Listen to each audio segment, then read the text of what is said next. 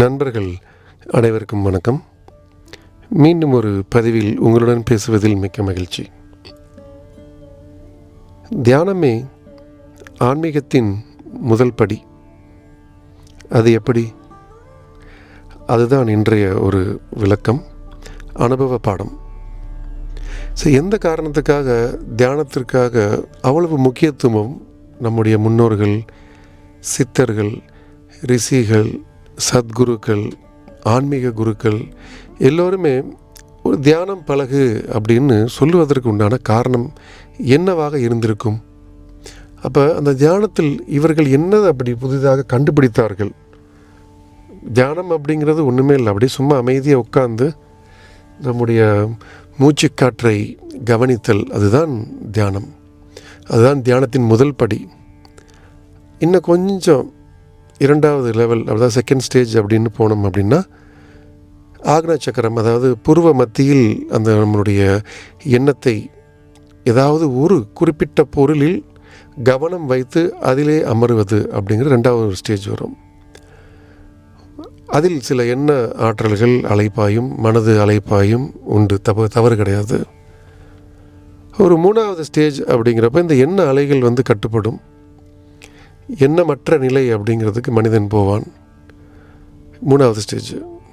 அப்போ நாலாவது ஸ்டேஜ் அப்படிங்கிறப்ப அந்த ஒளி அப்படிங்கிறத பார்க்குறாங்க.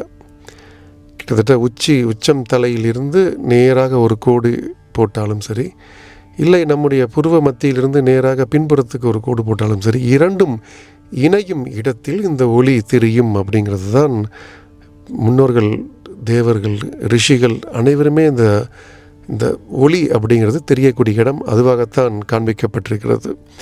நீங்கள் புக் எடுத்து பார்த்தாலுமே அதில் நிறைய ஆன்மீகம் சம்பந்தமான புத்தகங்களும் சரி, இல்லை மெடிடேஷன் அப்படிங்கிற புஸ்தகத்தை நீங்கள் வாங்கி படித்தாலுமே இந்த ஒரு படம் போட்டே உங்களுக்கு அழகாக தெளிவாக காமிச்சிருப்பாங்க. இந்த ஆக்னா சக்கரம், அதற்கு பின்னாடி இருக்கிற அந்த நேர்கோடில் எவ்வாறு அந்த ஒளி தெரியும் அப்படிங்கிறது.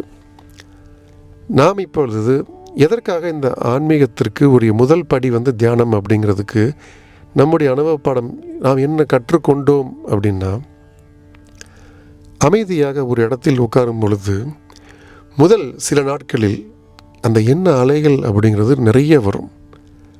அப்போ எண்ண அலைகள்னால் என்ன அப்படின்னா, நமக்குள் புதைந்து கிடந்த விஷயங்கள். நாம் நல்லது பண்ணியிருப்போம், சிலது தீயது செஞ்சுருப்போம், தெரிந்தும் தெரியாமல் செய்த தவறுகள் நிறைய இருக்கும். சில தவறுகள் தெரிந்தே செய்திருப்போம். இதை யாரிடம் சொல்வது, யாரிடம் மன்னிப்பு கேட்பது, இதை நாம் செய்திருக்கலாமா, இதை செய்யாமல் இருந்திருந்தால் என்ன, நமக்கு இது நடந்திருந்தால் என்ன அப்படின்னு நிறைய எண்ணங்கள் மண்டையில் அப்படியே ஓடிக்கிட்டே இருக்கும். ஒரே எண்ண அலைகள் ஒரு 4-5 நாள் கூட ஓடுது அப்படின்னா நாம் செய்த ஒரு தவறு தான் அது எண்ண ஓட்டத்தில் அடிக்கடி இருந்துக்கிட்டே இருக்கும். அமைதியாக உட்கார்ந்து இந்த தியானம் அப்படின்னு பண்ணும்போது என்னன்னா, ஒரு 10 நிமிடமோ 20 நிமிடமோ ஒருவன் தியானம் செய்யும் பொழுது என்னென்னா, அவர்கள் இதற்கு முன்னால் செய்த சில கர்ம வினைகளை பற்றியே சிந்தித்து கொண்டு அவர்கள் மனம் உருகி செய்த ஒரு தவறிற்காக அவர்களுக்குள்ளேயே மன்னிப்பு கேட்கக்கூடிய அதிசயங்கள் தானாகவே நடக்கும். எப்போ இந்த அமைதியாக உட்கார்ந்து தன்னுடைய மூச்சுக்காற்றை கவனிக்கும் பொழுது. அது எப்படி சார் அவ்வளவு ஸ்ட்ராங்காக சொல்கிறீங்க அப்படின்னா, இது நம்மிடம் பழகிய நண்பர்கள், ஆன்மீக நண்பர்கள், ஈவன் நமக்கு நடந்த விஷயங்களால் நாம் சொல்லுவது.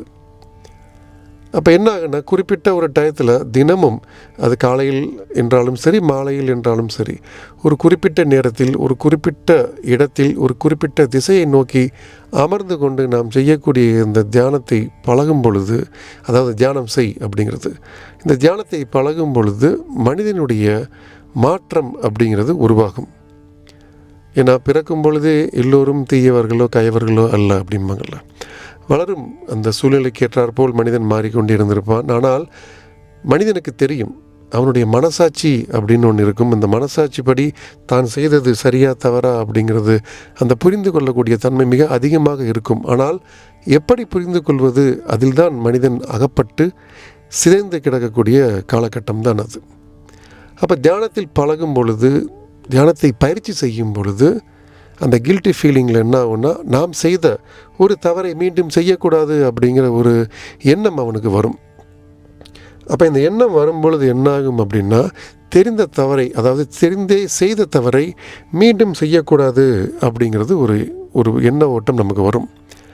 அப்போ அந்த எண்ண ஓட்டம் எப்படி வர ஆரம்பிக்குது அப்படின்னா, நாம் கடவுளை உணர ஆரம்பித்து விட்டோம், எல்லோரும் சமம் என்று புரிந்து கொள்வதற்கு உண்டான பக்குவத்திற்கு நாம் தள்ளிவிடப்பட்டு விட்டோம், நமக்கு எது சரி எது தவறு என்று நன்றாக தெரிந்து விட்டது அப்படிங்கிற அந்த அந்த ஆராய்ந்து பார்க்கக்கூடிய ஒரு எண்ணத்தை கடவுள் நமக்கு கொடுத்திருப்பார் இந்த தியானத்தை நாம் பயிலும் பொழுது. அப்போ என்ன ஆகும்னா, கடவுளை நினைத்து உருகி அவரை பற்றிய சிந்தனைகளை செய்யக்கூடிய காலங்கள் அங்கு நமக்கு அமையும் பொழுது ஆன்மீகத்திற்குள் அழகாக தெளிவாக எந்த ஒரு தடையும் இல்லாமல் நுழைந்து இறைவனை காணக்கூடிய அந்த தருணத்தை நாம் அடைவோம். இதற்கு ஒரு முதல் பிள்ளையார் சொல்லி என்ன அப்படின்னா, காலையில் குளித்து முடிச்சுட்டு ஒரு 5 நிமிடமோ 10 நிமிடமோ ஒரே இடத்தில் கிழக்கு நோக்கி கூட அமரலாம். அது எங்களுக்கு எந்த நோக்கில் அமைந்தாலும் உலகம் பிரபஞ்சம் பறந்து விரிந்து கிடக்கின்றது. தியானம் பழகுவோம், ஆன்மீகத்திற்குள் நுழைவோம். ஆன்மீகம் நாம் தெரிந்து கொள்வதன் மூலமாக நாமும் சரி, நம்மை சார்ந்தவர்களையும் சரி, நம்மை நம்பி இருப்பவர்களும் சரி, நல்ல விஷயங்களை தெரியப்படுத்தி நல்லவனாக ஒரு ஆன்மீகவாதியாக வந்த வேலையை செய்வதற்கு இந்த தியானம் ஒரு மிகப்பெரிய வரப்பிரசாதம் கடவுள் நமக்கு கொடுத்தது. தியானம் பயிலுங்கள், ஆன்மீகத்திற்குள் நுழையுங்கள். மீண்டும் ஒரு பதிவில் நாளை சந்திப்போம். நன்றி, வணக்கம்.